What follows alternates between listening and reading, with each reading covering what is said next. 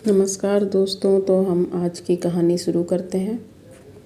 भूत प्रेतों की लीला भी अपरंपार होती है। कभी कभी ये बहुत ही सज्जनता से पेश आते हैं तो कभी कभी इनका उग्र रूप अच्छे अच्छों की धोती गीली कर देता है। भूत प्रेत में बहुत कम ऐसे होते हैं जो आसानी से काबू में आ जाएं। नहीं तो अधिकतर सोखाओं पंडितों को पानी पिलाकर रख देते हैं, उनकी नानी याद दिला देते हैं। भूत प्रेत तो में बहुत कम ऐसे होते हैं जो आसानी से काबू में आ जाएं। आज की कहानी एक ऐसे प्रेत की है जिसको कोई भी सोखा पंडित अपने काबू में नहीं कर पाए और ना ही वह प्रेत किसी देवी देवता से ही डरता था। क्या वह भूत ही था या कोई और? आइए जानने की कोशिश करते हैं। हमारा भी इस प्रेत को जानने की उत्कंठा अति तीव्र हो गई थी जब हमने पहली बार ही इसके बारे में सुना।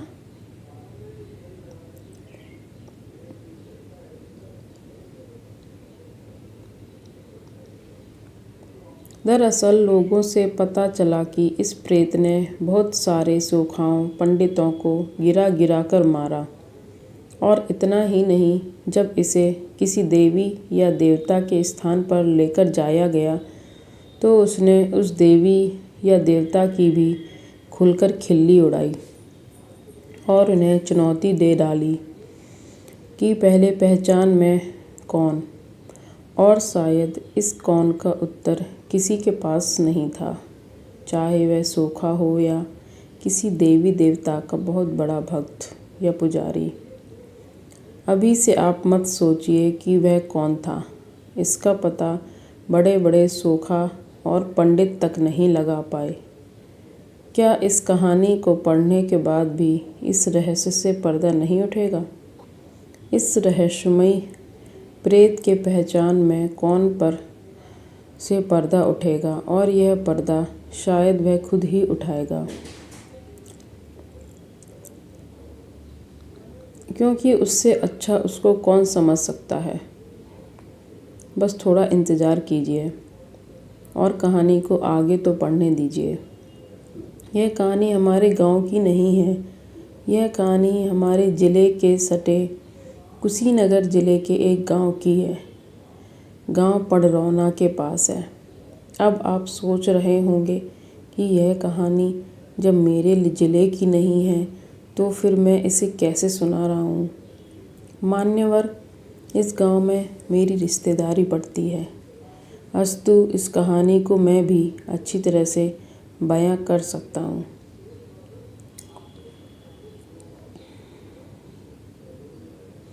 इस कहानी को रहस्यमयी न बनाते हुए मैं सीधे अपनी बात पर आ जाता हूँ। इस गांव में एक पंडित जी हैं जो बहुत ही सुशील, सभ्य और नेक इंसान हैं। यह कहानी घटित होने से पहले तक यह पंडित जी एक बड़े माने जाने ठेकेदार हुआ करते थे और ठेके के काम से अधिकतर घर से दूर ही रहा करते थे। हफ्ते 15 दिन में इनका घर आना जाना होता था। यह ठेका लेकर सड़क आदि बनवाने का काम करते थे। इनके घर के सभी लोग भी बड़े ही सुशिक्षित एवं सज्जन प्रकृति के आदमी हैं। उनकी पत्नी तो साधु स्वभाव की है और एक कुशल गृहिणी होने के साथ ही साथ बहुत ही धर्मनिष्ठ है। एक बार की बात है, पंडित जी ठेके के काम से बाहर गए हुए थे, पर 2 दिन के बाद ही उनको 2 लोग उनके घर पर पहुंचाने आए। पंडित जी के घर वालों को उन 2 व्यक्तियों ने बताया कि पता नहीं क्यों कल से पंडित जी कुछ अजीब हरकत कर रहे हैं। जैसे कल रात को 7 मजदूरों ने अपने लिए खाना बनाया था और यह जिद करने लगे कि उन लोगों के साथ ही खाना खाने बैठेंगे। पर मज़दूरों ने कहा कि पंडित जी पहले आप खा लीजिए, फिर हम खाएंगे। और इसके बाद जब यह खाना खाने बैठे तो सातों मज़दूरों का खाना अकेले खा गए। और तो और यह खाना भी आदमी जैसा नहीं, निशाचर जैसा खा रहे थे। उसके बाद 2 मज़दूर तो डर के मारे वहाँ से भाग ही गए। फिर हम लोगों को पता चला। उसके बाद हम लोग भी वहाँ पहुँचे और इनको किसी तरह सुलाए और सुबह होते ही इनको पहुँचाने के लिए निकल पड़े। इसके बाद भी दोनों व्यक्ति चले गए। पंडित जी भी आराम से अपनी कोठरी में चले गए। कुछ देर के बाद पंडित जी लुंगी लपेटे घर से बाहर आए। घर वालों के मना करने के बावजूद भी खेतों की ओर निकल गए। घर का एक व्यक्ति भी चुपके से उनके पीछे पीछे ही चल दिया। जो पंडित जी गांव से बाहर निकले तो अपना ही आम के बगीचे में चले गए।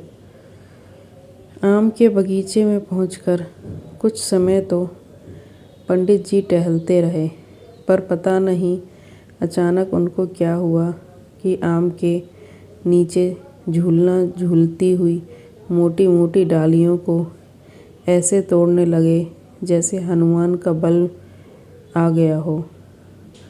डालियों के टूटने की आवाज़ सुनकर उनके छोटे भाई दौड़कर बगीचे में पहुँचे और इनको ऐसा करने से रोकने लगे।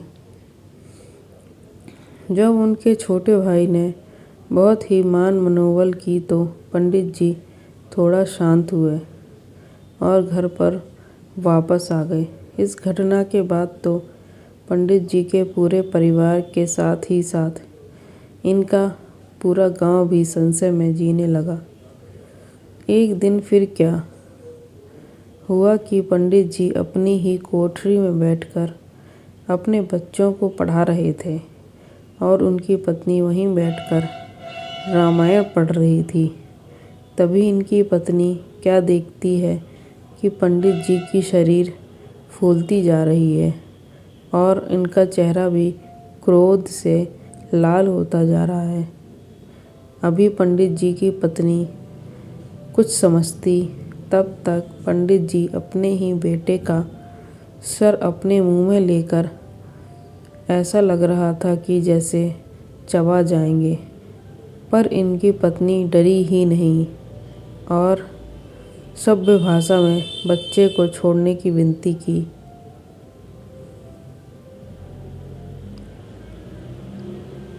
अचानक पंडित जी बच्चे का सिर मुंह से निकालकर शांत होने लगे और रोते बच्चे का सिर सहलाने लगे। इस घटना के बाद तो पंडित जी के घर वालों की चैन और नींद भी हराम हो गई। वे लोग पूजा पाठ करवाने के साथ ही साथ कई सारे डॉक्टरों के साथ संपर्क भी किए। यहाँ तक कि उन्हें कई बड़े बड़े अस्पतालों में दिखाया गया, पर डॉक्टरों की कोई भी दवा काम नहीं की और इधर उधर 1 या 2 दिन पर पंडित जी कोई न कोई भयानक कार्य करके सबको सकते में डालते ही रहे। डॉक्टरों से दिखाने के सिलसिला लगभग 2 महीने तक चलता रहा, पर पंडित जी के हालत में सुधार नाम मात्र भी नहीं हुआ। हाँ, पर अब सबके समझ में एक बात आ गई थी और वह ये कि जो पंडित जी की शरीर फूलने लगती थी और उनका चेहरा तमतमाने लगता था तो घर वाले उनकी पत्नी को बुला लाते थे और पंडित जी अपनी पत्नी को देखते ही शांत हो जाते थे। एक दिन पंडित जी की पत्नी पूजा कर रही थी, तभी पंडित जी वहाँ आ गए और अपनी पत्नी से हंसकर पूछा कि तुम पूजा क्यों कर रही हो। पंडित जी की पत्नी ने कहा कि आप अच्छे हो जाएं, इसलिए अपनी पत्नी की बात सुनकर पंडित जी ठहाका मारकर हंसने लगे और हंसते हंसते अचानक बोल पड़े कि कितनी भी पूजा पाठ कर लो, पर मैं इसे छोड़ने वाला नहीं हूँ। अगर मैं इसे छोड़ूंगा तो उसे इस लोक से भेजने के बाद ही।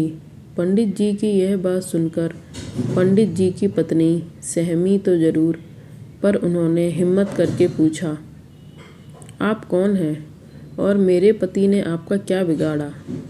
इस पर पंडित जी ने कहा कि मैं कौन हूँ यह मैं नहीं जानता, और इससे मेरा क्या बिगाड़ा है मैं यह भी नहीं बताऊंगा। पंडित जी की पत्नी ने जब यह बात अपने घर वालों को बताई तो पंडित जी के घर वालों ने इस जवाहर में जितने सोखा पंडित हैं उन सब से संपर्क करना शुरू किया। पहले तो कुछ सोखा पंडितों ने झाड़ फूंक किया, पर कुछ फ़ायदा नहीं हुआ। एक दिन पंडित जी के घर वालों ने पंडित जी को लेकर उसी जवार के एक नामी सोखा के पास पहुँचे। सोखा बाबा कुछ मंत्र गुदगुदाया और पंडित जी की ओर देखते हुए बोले कि तुम चाहे कोई भी हो, पर तुम्हें इसे छोड़कर जाना ही होगा, नहीं तो मैं तुम्हें जलाकर भस्म कर दूंगा। जब जब सोखा बाबा ने भस्म करने की बात कही तो पंडित जी का चेहरा तमतमा उठा और वह वहीं सोखा को कपड़े की तरह पटक पटक कर मारने लगा।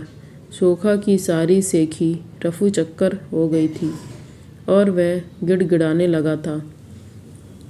फिर पंडित जी के पति ने बीच बचाव किया और सोखा की जान बच गई। पंडित जी द्वारा सोखा के पिटाई की खबर आग की तरह पूरे जवार क्या कई जिलों में फैल गई। अब तो कोई सोखा पंडित उस पंडित जी से मिलना तो दूर, उनका नाम सुनकर ही कांपने लगता था। इसी दिन पंडित जी को लेकर एक देवी माँ के स्थान पर पहुँचा, पर देवी माँ जिस महिला के ऊपर बात करती थी उस महिला ने देवी वास के समय मना कर दिया कि वे ऐसे दुष्ट और अशुभ व्यक्ति के मुंह भी नहीं लगना चाहती।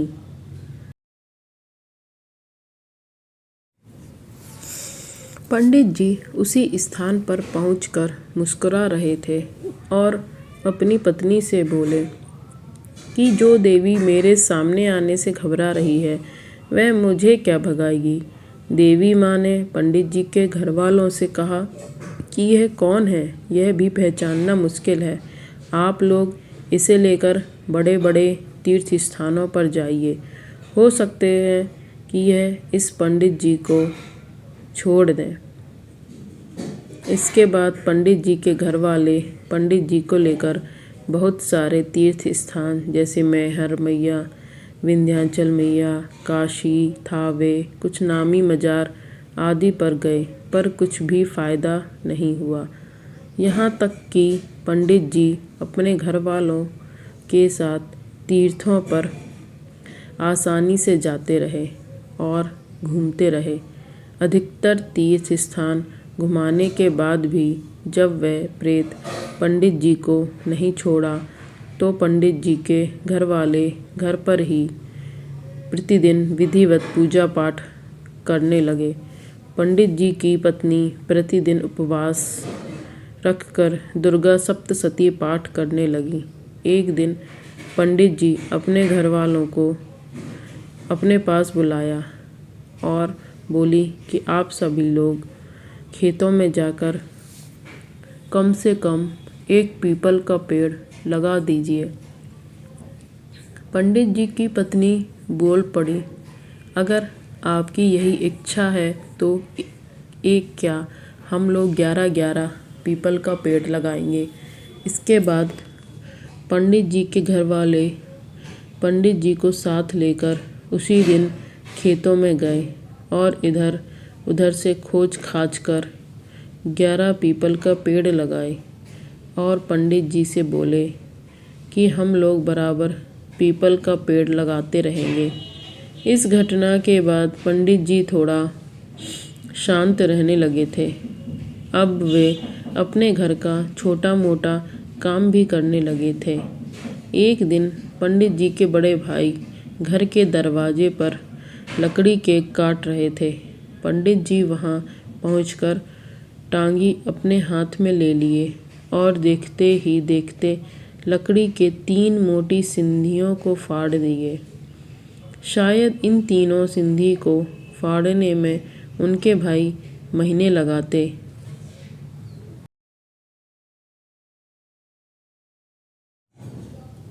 एक दिन लगभग सुबह के 4 बजे होंगे कि पंडित जी ने अपनी पत्नी को जगाया और बोल पड़े, मैं जा रहा हूँ।